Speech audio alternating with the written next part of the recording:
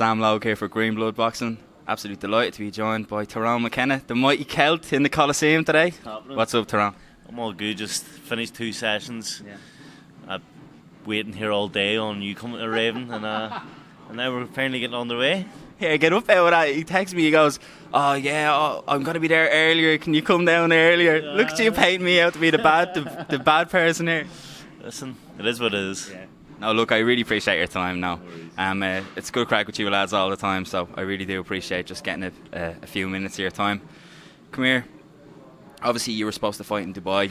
It fell through, but by all accounts, you've got something on the horizons that you can't really announce anything. I was pestering you for a little exclusive, but you won't give it to me. But can you tell us anything about this upcoming fight? Roughly a time, maybe a location, roughly. Is there any news that you can give us?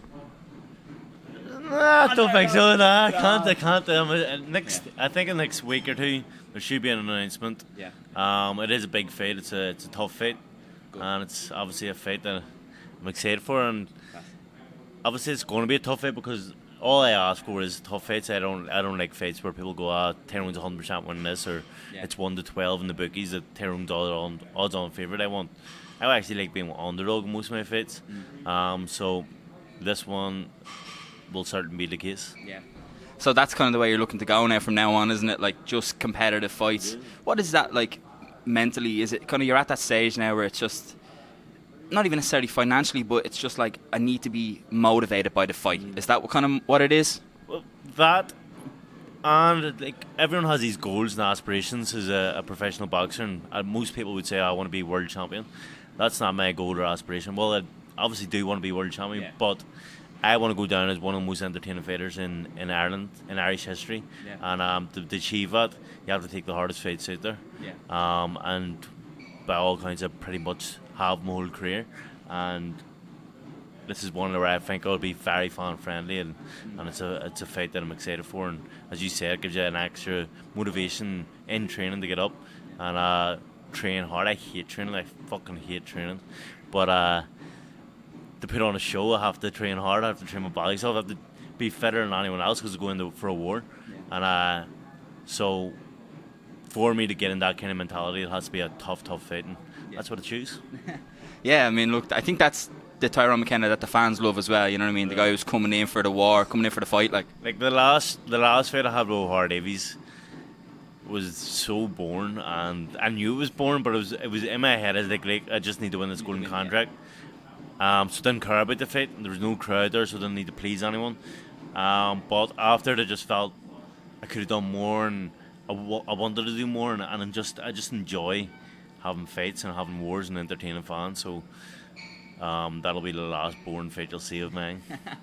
So no more boring fights. But come here, I get the impression you've watched it back, right? I mean, I didn't think it was that boring. It was a different type of performance because you were trying to box so hard, of course. I think without a crowd, it makes it even more boring as well, because if there was a crowd there making noise, it'd been a bit more entertaining. I think most fights nowadays seem a bit more boring than they usually are because there is no crowd. Yeah. So you can take that into account, but I haven't watched it back, and I won't watch it back, I don't think, for a long time.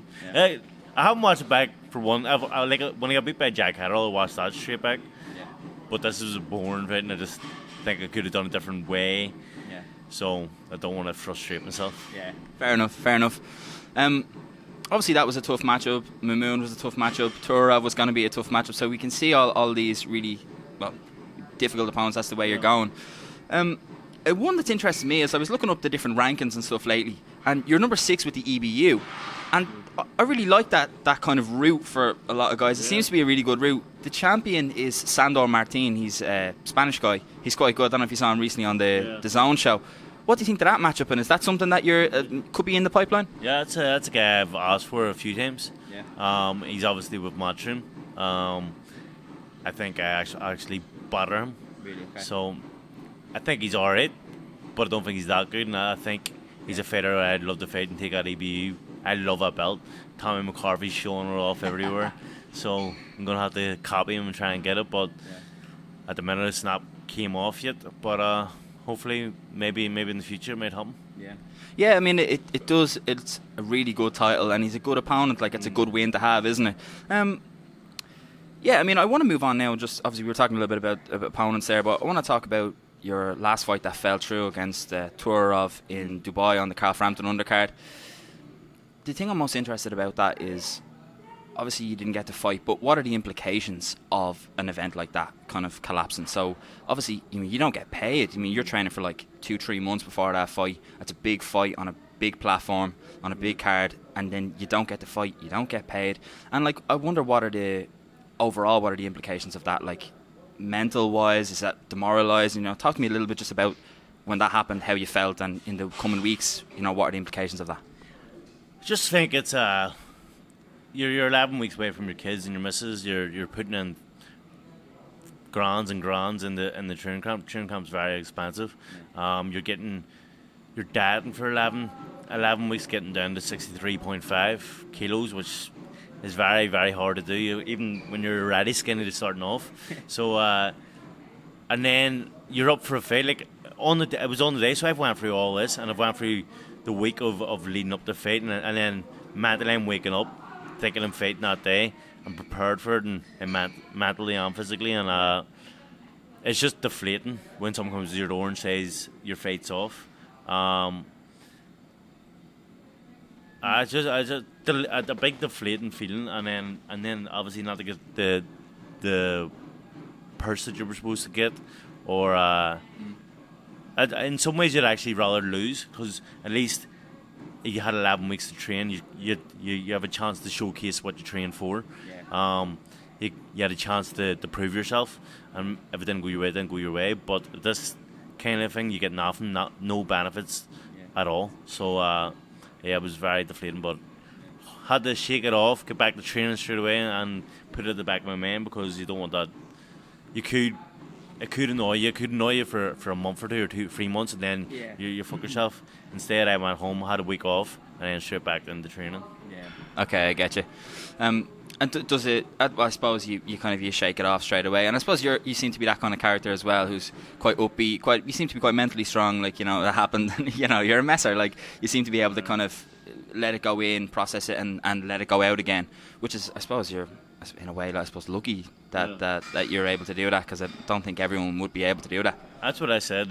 My manager said, see if this was any other boxer, they would take it really fucking bad. Yeah. But I didn't. I'm like a kind of guy, like, if you tell me bad news, I'll laugh. Like that kind of attitude. And they told me, and I just went, fuck me, that's desperate. That's my luck. So I just laugh about them kind of things and get on with it. I mean, it's daily, something bad happens to me daily, and I just laugh at it. So I'm used to this kind of shit. Yeah, I'd say so. I mean, you seem to have a good kind of, not system, but I suppose support network around you. You seem to have a lovely family, and obviously you've got a great gym full of your mates. I mean, it must be amazing to be. I wouldn't call them mates. oh, Tyrone, get over here. But it must be nice to be, I suppose, in a gym where it seems to be really comfortable, it's fun, it's an enjoyable environment. So you said you don't like training, but when something like that happens, but then you've got a good support network around you, and you can go back to training where you're actually with people you like, you're in an environment that you enjoy, that must kind of help to ease it as well. 100%. When I say I don't like training, more of it is I don't like the thought of training. When I'm actually training, I don't mind. I love sparring. I actually love hitting the bags and all that shit, but one thing I hate is treadmill sessions. That's any running session I hate. But see the buzz around here, and seeing Tommy McCarthy win titles, and seeing other lads win titles, it drives you on, and the banter that you have in the gym, even with like Mark Kenny and Screamer and stuff, and Butch, they all come around, they all have a joke, and they slag you off. And if you don't have thick skin, you shouldn't come around this gym, because you're starting to get slated. But I love it, and it makes it feel way more enjoyable, and that's the kind of environment I want to train in. I hate seeing gyms where there's they're very, very serious, and we're serious when it comes down to training, but they're very serious just all the time, strict, no talking, 2 people in the gym instead of like a crowd and all this shit. It's just a nice environment to be training in. Yeah, 100%. It really does seem like it. Yeah, definitely. You can feel that when you come in. There's an air of banter. Like, you know what I mean? You want to be ready to, you should know what you're stepping into when you come in here. You touched on Tommy McCarthy. Obviously, you won the European title. I haven't spoke to you since. Did he win the European title? I haven't seen. I any belt pictures up. Every fucking week, Tommy, a new belt picture. Not even every week, every 2 days. Yeah, see if you ask him right now, where's his belt? It's in his car, so you can get a picture of it. I can't wait. I'm gonna, and I'm a little boxing nerd as well. I'm gonna like, Tommy, get that belt out, will you? Tell him to bring a belt for the interview. He'll fucking bring it. Yeah, I definitely will. I'm gonna get him to drape it around the shoulders when I'm chatting to him. But I just want to touch on that. I mean, obviously, really good friend of yours, won the European title. What a title to win, and then defended it, and now he's going into a big fight. I think it's like obviously I'm biased anyway, but I think it's a good fight, but it's like a very winnable fight for Tommy, but it's a good fight as well, you know what I mean? Like Chris BILLAM-SMITH, to be fair, he's a good fighter, in a good team as well. So just talk to me about Tommy winning the title and kind of how pleased you are for him, and then a little bit about the Chris BILLAM-SMITH fight and kind of how you see that going. Yeah, obviously I'm very, very close. He's my kid's godfather, I'm his kid's godfather, and there's a couple of years there where things weren't going his way. He was getting beaten, and he was really down about boxing. He was contemplating retirement. He's contemplating just packing it in and getting a normal job. And the same like I was it was annoying for me, and so I didn't even talk about boxing around him. Yeah. And then he finally he started getting a few wins. He got that belt over in Italy, and ever since he's just been snowballing, and the same now is just fucking brilliant. Because he's an unbelievable talent. He just had a bit of bad luck over a few years, and now he's starting to find his own. He's training with Pete, and I think him and Pete are working unbelievable together, and that's probably why he's started picking up all these titles. Yeah. And momentum as well, yeah. I feel, momentum. And so he picked up that EBU, and that EBU is a beautiful belt. Yeah. And now he's got this domestic. It's a exciting fight. Like, I think it's one of the most exciting fights I've been up for Tommy, Chris BILLAM-SMITH, and as I agree that it's definitely a winnable fight. I think Tommy wins it hands down. But I'm buzzing for it, and I'm going to try and get over and watch him batter him. Yeah. As he says, rats for unpacks. Yeah, well, that's actually something I want to get into a little bit, if you don't mind. I mean, obviously there is that kind of, it's a fun narrative, but I mean, maybe there is a slight undercurrent of tension, if you want to say, at least. You know what I mean? Like with the McGuigans and with Shane, I suppose, specifically as his trainer. Yeah, I don't know. Talk to me a little bit about that tension. I mean, there seems to be a bit of dislike from this camp side towards that side. Is it our camp or is it his camp? Okay. Listen, I don't know. Tommy's had this. They've had a problem with Tommy over the years. Sammy's not openly said Tommy McCarthy shit, but said Tony Bailey didn't have the right sparring partners in. And the only sparring partner Tony Bailey had was Tommy McCarthy. They were saying more than saying the sparring partner he had him was shit. Okay. Stuff like that. When Shane McGuigan has sparred Tommy McCarthy and he knows what he's all about, Tommy dropped him. So I don't know what he's talking about there. Don't know how Shane gives Chris BILLAM pointers or expertise when he didn't know what to do himself against Tommy. So okay. I'm excited for it. Yeah. I tell you what, you were getting me even more excited than I was, because when I saw that announced, or when they were talking about that, I was like, that is a good fight. And the whole time, I remember talking to Tommy before, and he wasn't really entertaining that fight so much, because he was like, I'm moving past that level. Yeah. But in my head, I was always thinking, well, but commercially, that's a good fight, like, and it is a good matchup. Like, he's a good fighter in his own right, to be fair. But it's a good win to win that one, and it seems to be like a decent money fight as well. You know what I mean? I always thought it was a good one. I agree. Like, when I heard that name, Tommy was saying, I'm past. I said, Tommy, that's an exciting domestic fight. Yeah. That's like, I know Tommy's been big fights the last 3-4 fights, but none of them have been domestic. Like, no one's been from the UK or Ireland. So it's a kind of different build up to them, and kind of people pay more attention then kind of fights than they do people that don't really know, even if they are better fighters than Chris BILLAM-SMITH. But definitely. Chris BILLAM-SMITH is good. Like, he's not shit. Yeah. It is a tough fight for Tommy, but I just believe Tommy's above. Definitely, yeah. I think that's the thing. It's a narrative fight, and these are really important for like building your profile, building your fan base. Most of mine are narrative fights. They're all ones from the UK. People know, and people like UK and Ireland. Irish people want to see their own fight in their own. Yeah. And that's what builds your fan base, and people want to watch them kind of fights. Yeah. So this is kind of Tommy's. Well, Tommy's had a few Rackport and stuff like that, but this is Tommy hasn't had one in a while, and I think Tommy needed one of these to get all his eyes back on Tommy and stuff like that. So I'm pretty excited for it. Yeah, I think to win this one will probably be his biggest win in terms of all-encompassing, in terms of everything. You know what I mean? Fans, spectacle, probably money as well. Everyone's excited for this one. I mean, I can feel the build-up going to be unbelievable. This one. I mean, I think he's going over next week to announce it or have a press conference or whatever. So I just think this one's going to boil into something unbelievable. Yeah, me too. I can't wait. I absolutely can't wait. So talk to me about the addition of Sean McComb to the gym, just because he's a good friend of yours from years past. He's also kind of around the same weight, but he's a very high-level operator with a really good amateur pedigree.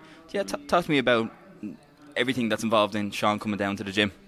I'm buzzing. I mean, obviously I've trained with Sean professionally over in Scotland.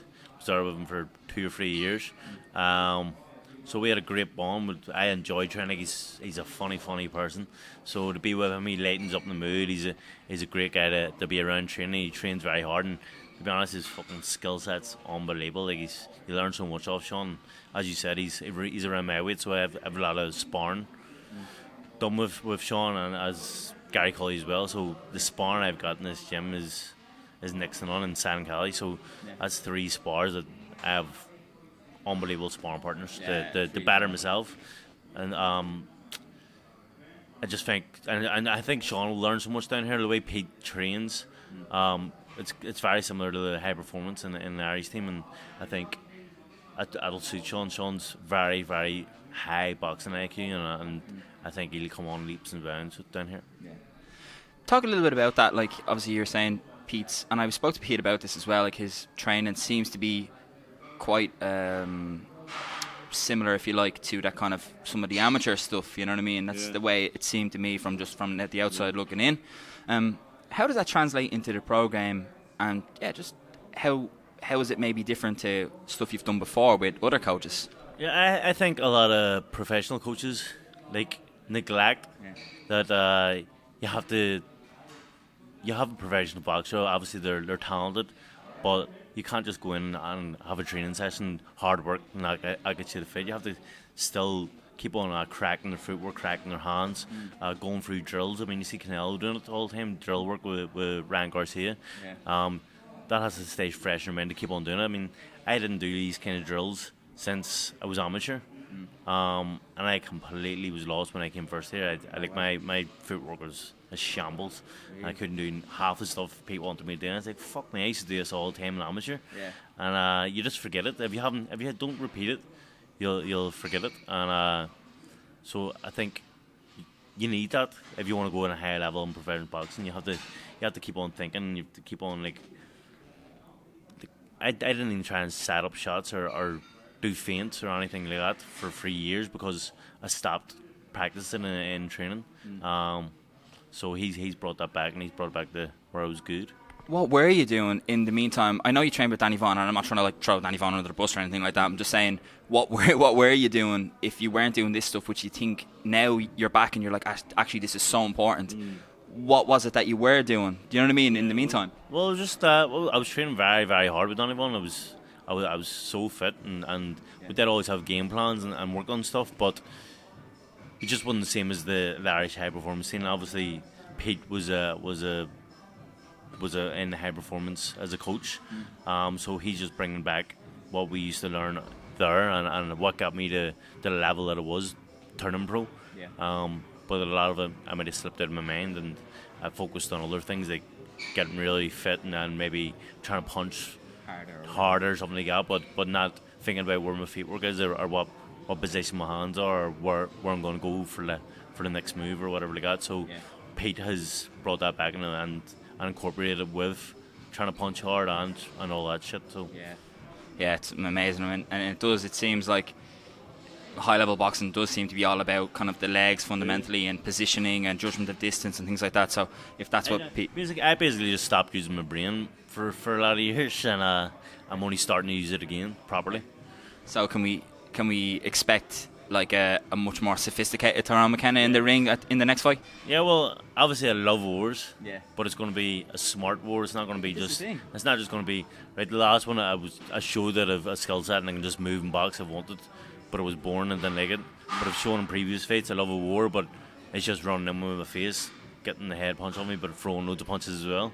Yeah. This one's going to be educated, pressure, but it's still a war, but not getting hit as much and setting up things that instead. Yeah, 100%. I mean, like, I suppose Canelo is a good example for that, isn't he? Like, he's really good at standing in the pocket and being close, but still evading, still using his top half really well, and still picking the right shots and seeing his opportunities. So, yeah, if you can fight like that. If I can beat boxing Canelo, it'd be alright, wouldn't it? Just simple, like, you know what I mean? You're giving me good advice. Do you know Canelo's boxes they got? Aye, well, I'm not Canelo, I'm sorry to say.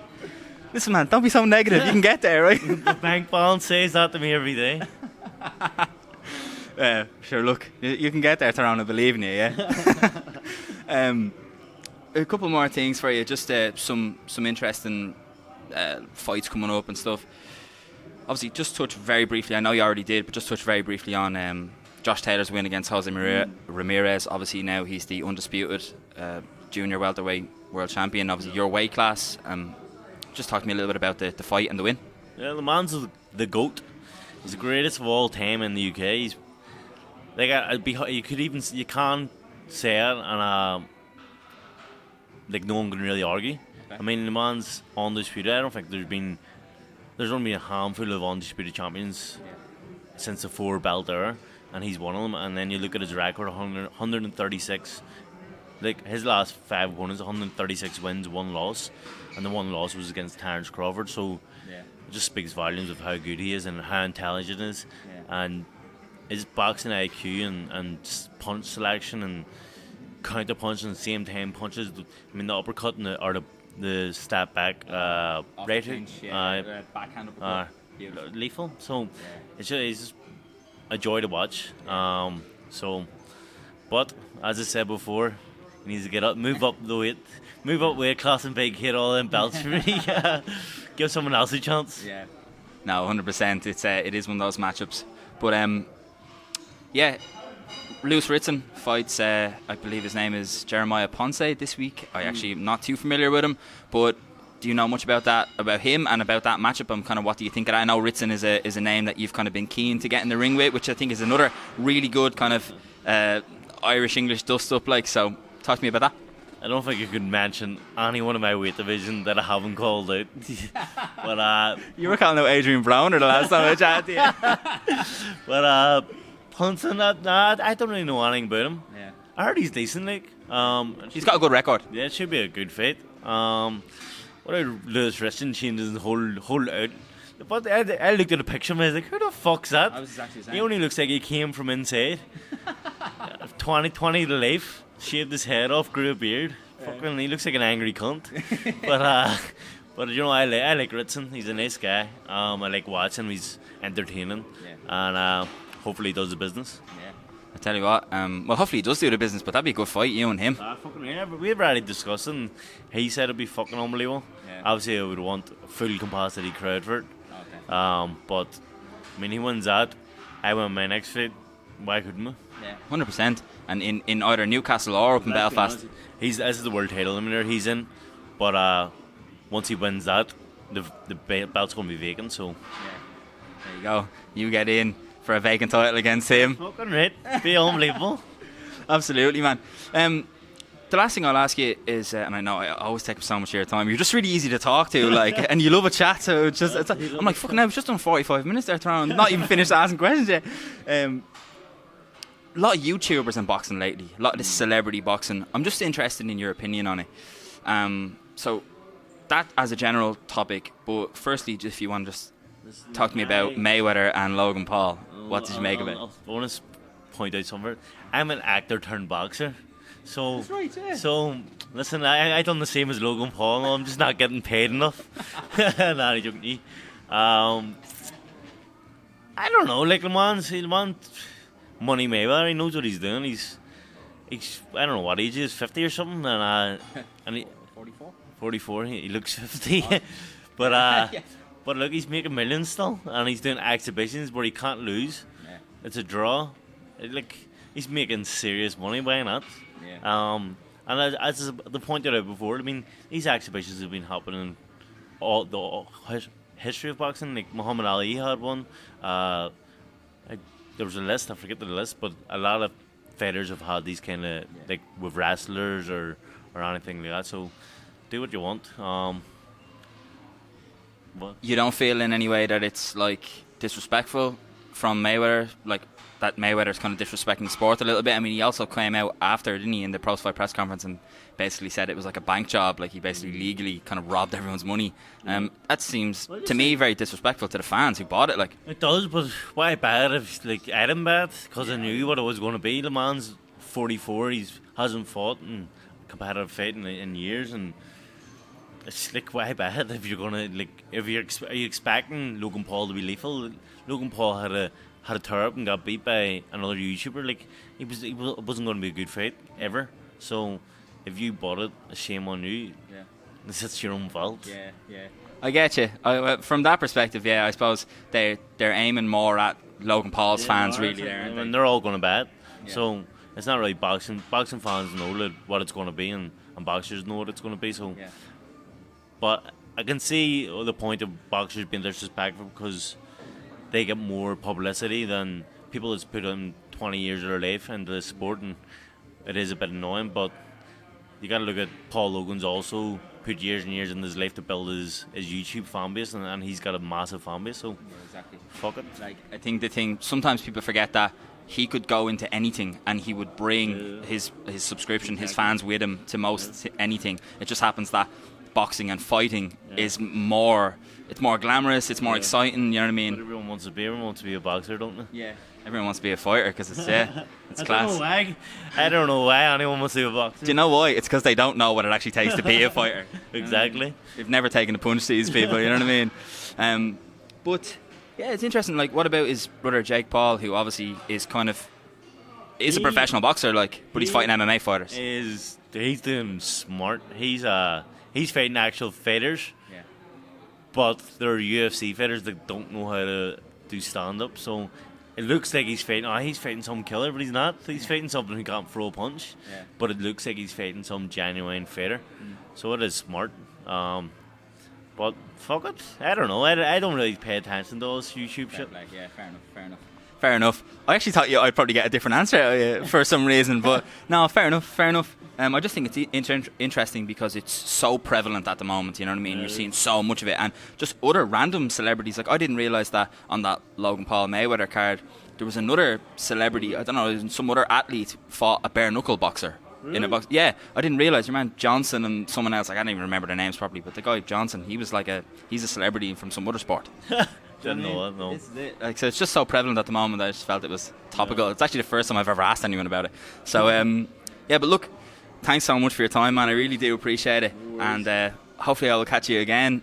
I'm going to pester you now when you announce your fight. Tyrone, chat, we have a chat. Yeah, I'll be straight down to the gym now. But look, thanks very much, and I hope the prep is going well, and I can't wait for the announcement. Take it easy, man. Thanks very much.